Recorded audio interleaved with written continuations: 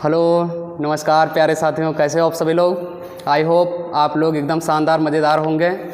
चलिए आज एक और बेहतरीन क्लास, हमारी क्लास नंबर 6 में आपका हार्दिक स्वागत है हमारे यूट्यूब चैनल ज्ञान गुरु क्लासेस में। आप लोग अच्छे हो तो ना? चलिए ठीक है, और तैयारी आपकी बढ़िया एकदम फर्स्ट क्लास, ठीक है। अच्छा, आपको कल क्लास नहीं हुई थी, हमने एक सूचना के माध्यम से आपको बताया भी था, इसलिए क्लास नहीं हुई थी क्योंकि कल स्टूडियो में थोड़ा लाइट का काम चल रहा था या फिर कोई भी वर्क चल रहा था, तो इस वजह से क्लास नहीं हो पाई। लेकिन आज से कंटिन्यू आपकी क्लास हो गई। जो भी हमने आपको एक वीडियो में बताया भी था कि सोमवार से लेकर शनिवार तक, और क्या करेंगे जो रविवार पड़ता है उसमें हम एक विशेष टॉपिक पे कोई एक क्लास कराएंगे, ठीक है, इसी करंट अफेयर से रिलेटेड। जैसे आज जो रविवार अब की आने वाला है अर्थात परसों, उसमें आपकी जो क्लास होगी वो होगी नोबेल प्राइज़। जो भी नोबेल पुरस्कार 2025 में वितरित किए गए हैं उनको हम एक ट्रिक के माध्यम से आपको एक क्लास में पूरे जो भी जिन व्यक्तियों को मिले हैं उनके सारे नाम हम ट्रिक के माध्यम से आपको पक्का क्लास में ही याद करा देंगे।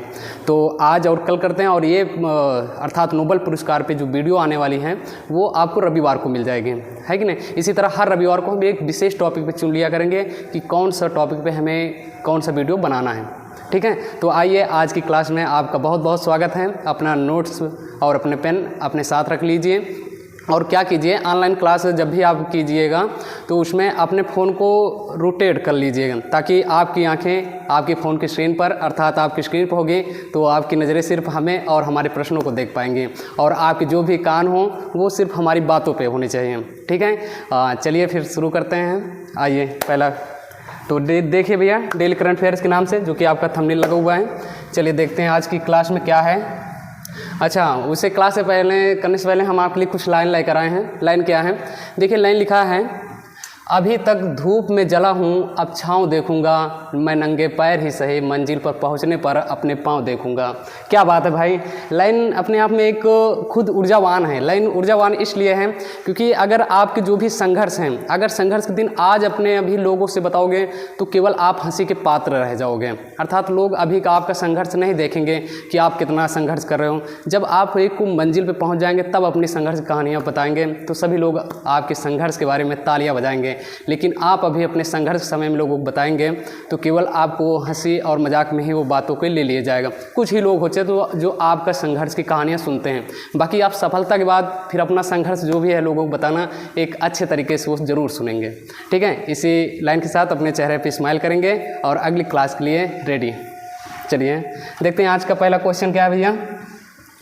हाँ, दैनिक सभी प्रतियोगी परीक्षाओं के लिए महत्वपूर्ण दैनिक समसामयिकी 2025 जो कि हमेशा रहता है हर प्रश्नों में। देखिए जो पहला प्रश्न है भैया वो लिखा है, हाल ही में बीएसएफ ने, अर्थात बीएसएफ की फुल फॉर्म की बात करें, ये इसका पूरा नाम होता है बॉर्डर सिक्योरिटी फोर्स। बीएसएफ ने अपना स्थापना दिवस कब मनाया?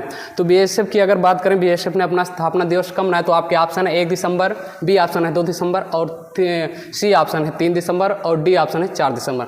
जो इसका सही आंसर होने वाला वो 1 दिसंबर, अर्थात बीएसएफ अपना स्थापना दिवस कब मनाती हैं? वो 1 दिसंबर को। 1 दिसंबर को इसलिए मनाती हैं क्योंकि इसकी जो स्थापना हुआ था, स्थापना वो हुआ था 1 दिसंबर 1965 को। इसीलिए 1 दिसंबर को बीएसएफ अपना स्थापना दिवस मनाती हैं। और बीएसएफ के वर्तमान महानिदेशक की बात करें, वर्तमान महानिदेशक कौन है? महानिदेशक, तो वर्तमान बीएसएफ के जो महानिदेशक हैं उनका नाम है प्रवीण कुमार। क्या नाम है भैया? प्रवीण कुमार।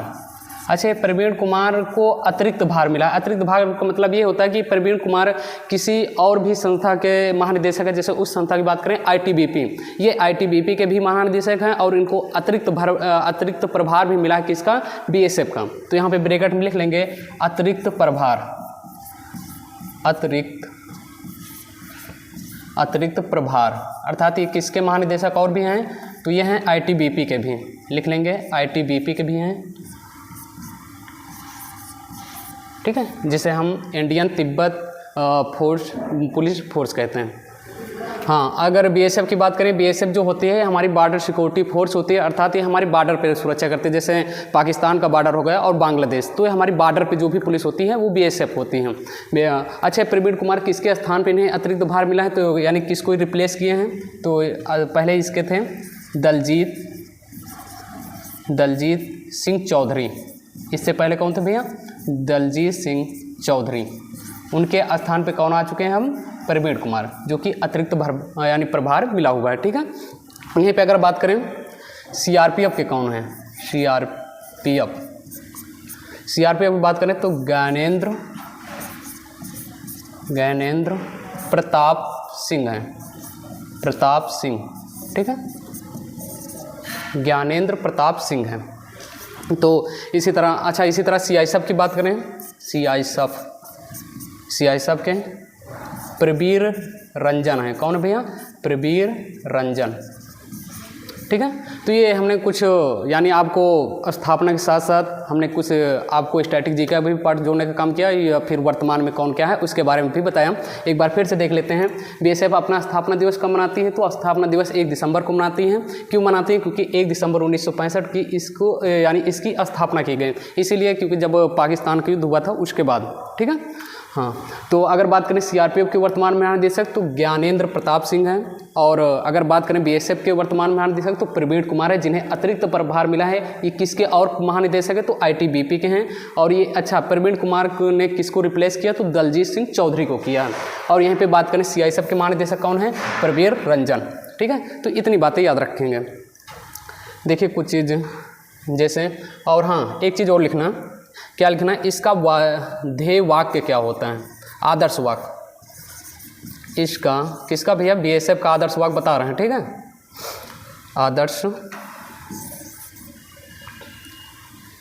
आदर्श वाक्य क्या होता है?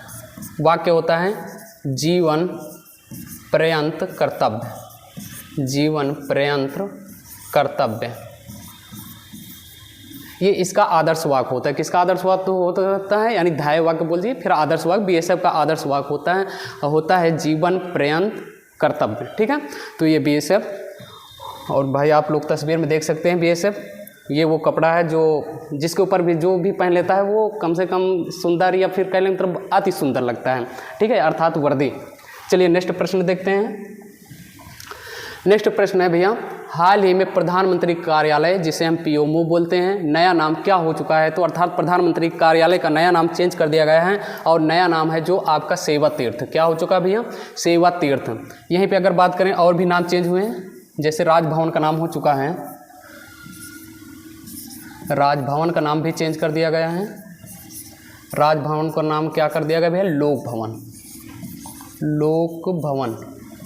ठीक है, यहीं पर अगर बात करें, पहले आप लोग देखते हैं 26 जनवरी पर जो परेड निकलते थे वो राजपथ पर निकलते थे, लेकिन राजपथ का नाम बहुत पहले चेंज हो गया, लेकिन लिख लेंगे राजपथ का नाम चेंज होकर क्या हो चुका है? राजपथ का नाम चेंज होकर कर्तव्य पथ कर दिया गया है। कर्तव्य पथ। और ये कब किया गया था? ये 2022 में, बहुत पहले ही हो चुका है इसका नाम परिवर्तन। लेकिन याद रखेंगे राजपथ का नया नाम कर्तव्य पथ और राजभवन का नया नाम लोक भवन। लेकिन प्रधानमंत्री कार्यालय अर्थात पीएमओ का नया नाम क्या हो चुका है? तो सेवा तीर्थ। ठीक है, चलते फिर अगले प्रश्न पे, क्योंकि हमारा मकसद ये होता है कि आपको कम समय में हम सारे प्रश्नों का विश्लेषण भी कर लें और हमारा वक्त भी कम लगे। ठीक है, आइए देखिए तीसरा प्रश्न है, किस विभाग ने सभी मोबाइल फ़ोन में संचार साथी ऐप प्री इंस्टॉल करने का आदेश दिया है? तो आपके ऑप्शन है गृह मंत्रालय, ऑप्शन देख लीजिए क्योंकि हम पढ़ेंगे तो टाइम भी लगेगा। तो गृह मंत्रालय, और इसका दूरसंचार विभाग, और सूचना प्रसारण मंत्रालय, और रक्षा मंत्रालय। इसका जो सही ऑप्शन होगा वो दूरसंचार विभाग ने।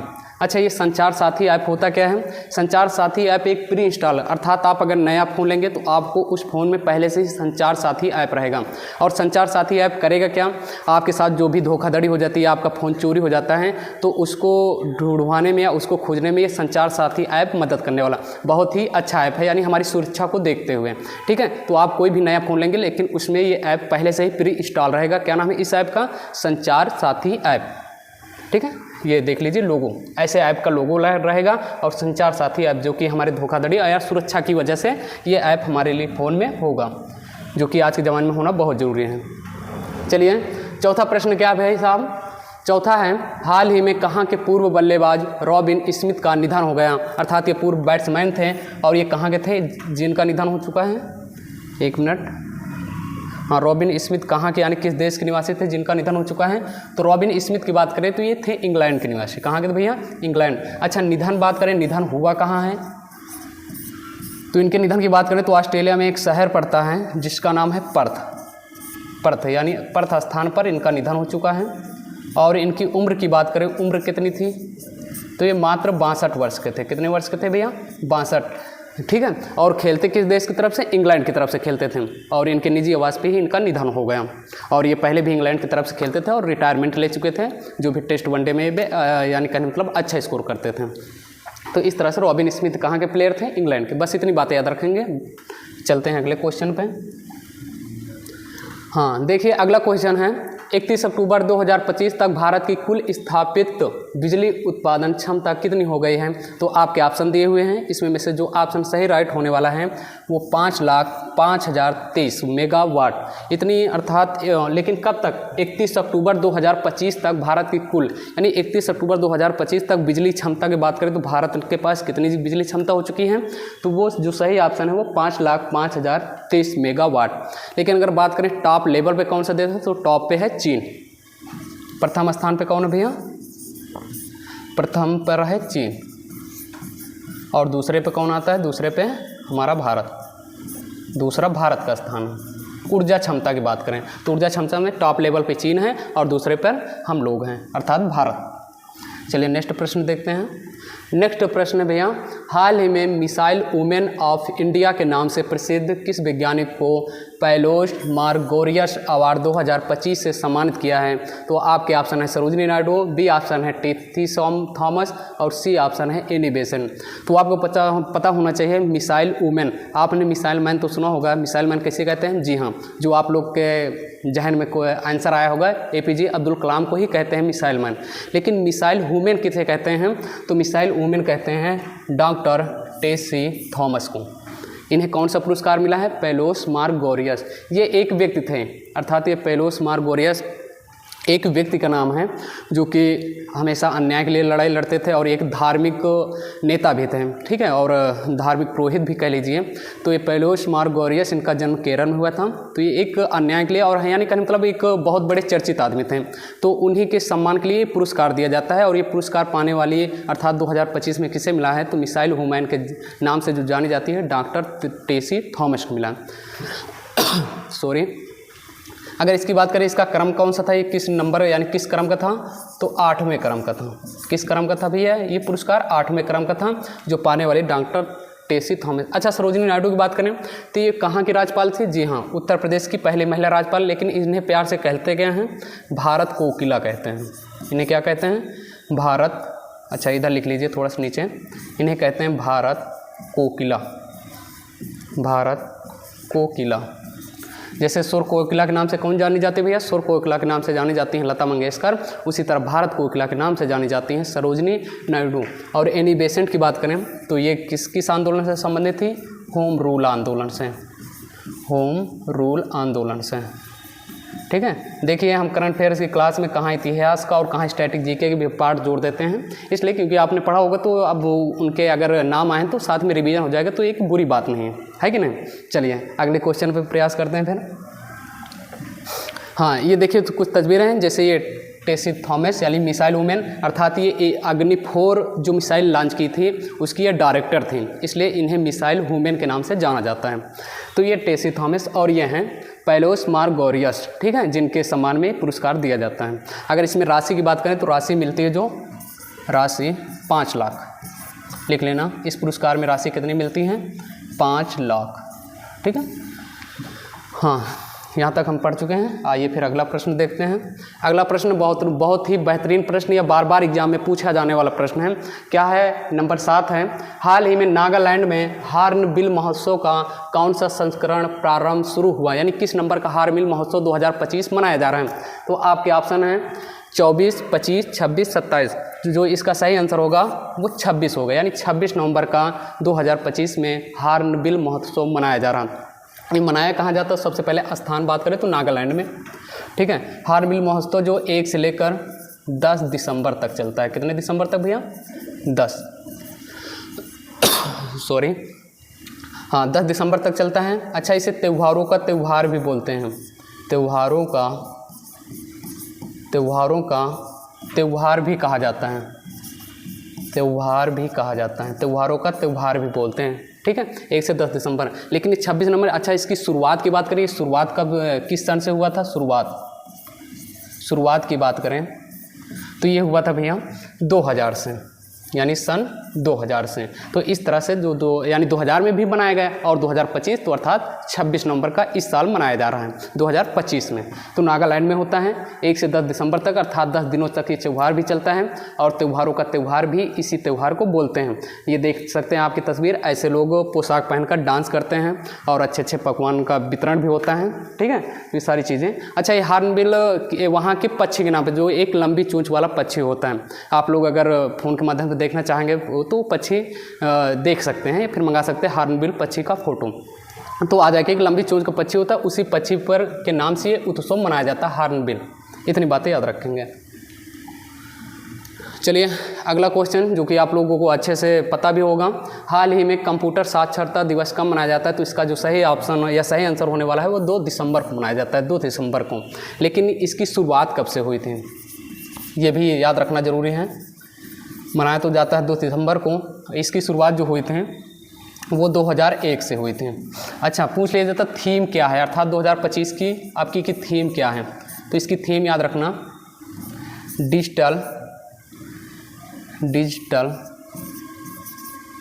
डिजिटल युग में साक्षरता को बढ़ावा देना। डिजिटल युग में साक्षरता को बढ़ावा देना, ये इस बार की थीम है, बढ़ावा देना, ठीक है। हाँ, तो क्योंकि ये देखिए कंप्यूटर 2 दिसंबर को इसीलिए मनाया क्योंकि जनता को जागरूक करें और बहुत से अधिक लोग कंप्यूटर के माध्यम से जुड़ सकें, कंप्यूटर के बारे में सीख सकें। क्योंकि कंप्यूटर से ही आज आप घर बैठे हैं, हम आपके सामने बोल रहे हैं, ये सब कंप्यूटर के माध्यम से ही संभव हो पाया है। जैसे भी आजकल सोशल मीडिया जैसे आप देख रहे हैं, ठीक है, आपके प्री इंस्टाग्राम, जो कि आप लोगों का बहुत फेमस सोशल मीडिया होगा, इंस्टाग्राम है कि नहीं? सॉरी, क्षमा चाहते, थोड़ा खांसी आ रहे हैं। चलिए अगला क्वेश्चन देखते हैं। क्वेश्चन नंबर 9 है भैया, हाल ही में प्रेरणा योजना किस राज्य सरकार ने शुरू किया है? देखिए, एक योजना किसी राज्य सरकार ने शुरू किया है जिसका नाम है प्रेरणा योजना।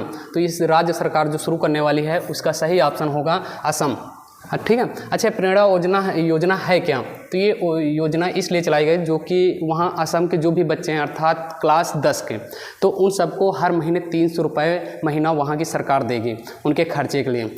अब कौन बताए कि उस सरकार को 300 रुपये में क्या होने वाला है, लेकिन असम की जो सरकार हैं वो क्लास 10 के जो बच्चे होंगे अर्थात जो बोर्ड पेपर देने वाले हैं उनके हर महीने उनके अकाउंट में 300 रुपये मिलेगा उनके शिक्षा के लिए, जो भी 300 रुपये में जो भी कर सकें। तो लिख लेना क्लास, ये असम के, लेकिन असम के निवासियों ना कि उत्तर प्रदेश के। उत्तर प्रदेश की जब सरकार कोई योजना लॉन्च करी तो उत्तर प्रदेश के लिए केवल असम के नागरिकों के लिए होगा, ठीक है, वो भी जो क्लास 10th के बच्चे होंगे, क्लास 10 के बच्चे। और कितने रुपए प्रति माह आएगा भैया? 300 रुपये। अब 300 रुपये में वो कैसे चलाएंगे वही जाने। 300 रुपये महीना उनके अकाउंट में आने वाला। अच्छा, वहाँ के सीएम की बात करें, सीएम कौन है आप लोग जानते भी होंगे, हेमंत बिस्वा शर्मा। हेमंत बिस्वा शर्मा, ठीक है। चलिए ठीक है, तो सीएम वहाँ पर हेमंत बिस्वा शर्मा और क्लास 10 के बच्चों को रुपये 300 महीना, ये असम की सरकार। अच्छा, असम की सरकार ने अभी हाल में कुछ योजनाएं और लॉन्च की थी, जैसे आपको हमने पढ़ाया लिखाया भी है, श्रद्धांजलि योजना, अर्थात असम के नागरिक का कहीं बाहरी राज्य में डेथ हो जाता है तो सम्मान के साथ उसकी डेथ बॉडी अर्थात असम की सरकार लाएगी, ठीक है। और असम ने हाल ही में जो बहुविवाह प्रथाएँ थी, जो भी जनजातियों में होता उन सबको निषेध कर दिया है, ये बात भी याद रखेंगे। अच्छा, यहाँ के हेमंत बिस्वा शर्मा की तस्वीर देखना चाहते हैं, ये हैं, ठीक है, हेमंत बिस्वा शर्मा। आइए अगला क्वेश्चन चलते हैं।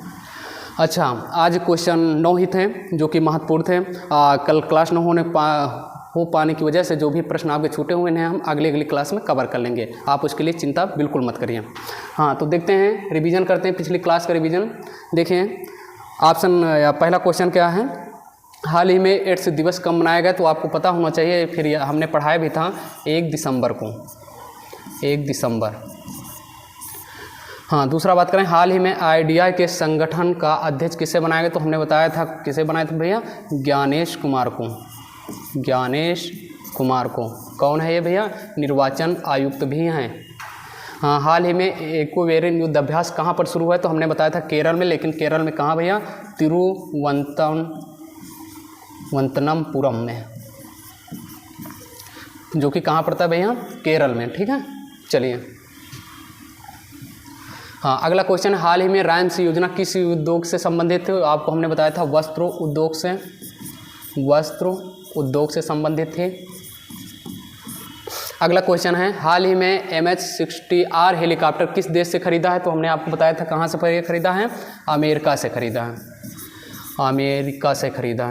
हाँ, दूसरी बात है, सुल्तान अजलान शाह कप किस टीम ने जीता है? तो हमने बताया था भारत को हराकर किस टीम ने जीता भैया? बेल्जियम ने ये चीज़ जीता है, ये कप। और ये कप किससे संबंधित है? हॉकी से। चलिए, अगला क्वेश्चन है, हाल ही में कहाँ की देश ने मिलिट्री सर्विस अनिवार्य कर दिया? तो हमने आपको बताया था कहाँ की भैया? फ्रांस। अगला क्वेश्चन है, हाल ही में कहाँ पर ICC अंडर-19 वर्ल्ड कप होगा? तो हमने आपको दो चीज़ें बताई थी, एक तो नामीबिया और दूसरा क्या बताया था भैया? जिम्बाब्वे। यहाँ पर अंडर-19 वर्ल्ड कप होगा, जिम्बाब्वे। ठीक है, तो ये आज की। और हाँ, दूसरी बात, ये हमारे नए चैनल का लोगो है जो कि आपकी स्क्रीन पर दिख रहा है, ज्ञान गुरु क्लासेस। आप लोगों को लोगो कैसा लगा? आप लोग कमेंट में बताना लोगो के बारे में कि लोगो हमारी कोचिंग संस्था है, हमारे परिवार का लोगो कैसा है। ठीक है, ज्ञान गुरु क्लासेस, ये लोगो पहचान लीजिए, ये हमारी कोचिंग है जो कि आपके फ़ोन स्क्रीन पर भी दिख रहा होगा। ये आज की हमारी क्लास थी और ये थोड़ा सा यानी कहने मतलब लाइव क्लास नहीं अभी चला पा रहे हैं क्योंकि हमारे थोड़े से कुछ चंद मेंबर कमी होने की वजह से लाइव क्लास नहीं हो पा रहे हैं। अभी लाइव क्लास होता तो उसमें आपसे पूछ भी सकते, बातचीत भी कर सकते थे कि हम स्पीड पढ़ा रहे हैं, स्लो भी पढ़ा रहे हैं, लेकिन आप कमेंट बॉक्स में बताना क्या हम सही तरीके से चल रहे हैं, सही डायरेक्शन में चल रहे हैं, या कुछ अपनी स्पीड स्लो रखें या फिर तेज़ रखें। आप लोग जैसे भी सलाह देना चाहें, आपके लिए आपका कमेंट बॉक्स इंतज़ार करता है। जी हाँ, आपका ही कमेंट बॉक्स आपका इंतज़ार करते हैं, तो आप लोग उस पर अपनी सलाह और उस पर अपनी राय ज़रूर दीजिएगा। ठीक है, तो आज की क्लास यहीं तक। बाकी कल एक और बेहतरीन प्रश्नों के साथ आएंगे, और उसमें हम देखेंगे कि आप लोग कैसे हो या फिर उनका अच्छे से विश्लेषण करेंगे। लेकिन क्लास समाप्त करने से पहले एक रिक्वेस्ट और करना चाहेंगे। रिक्वेस्ट ये है कि अगर आप पहली बार हमारी वीडियो पे आए हों या पहली बार आप हमारा ये वीडियो देख रहे हों, तो आपको हमारे परिवार का नया मेंबर बनने के लिए आपको एक काम ये करना होगा, आपके फ़ोन स्क्रीन पे सब्सक्राइब लिखा हुआ है, आप उस पर क्लिक करेंगे और हमारे ज्ञान गुरु क्लासेस के एक नए मेंबर बन सकते हैं। ठीक है, तो आज की क्लास यहीं तक, मिलते हैं आप कल। तो जब तक के लिए आप लोग अपना ख्याल रखना, अच्छे से अपनी तैयारी करना। ठीक है, सभी का ख्याल भी रखना। तब तक के लिए नमस्कार, जय हिंद, जय भारत, जय ज्ञान गुरु क्लासेस।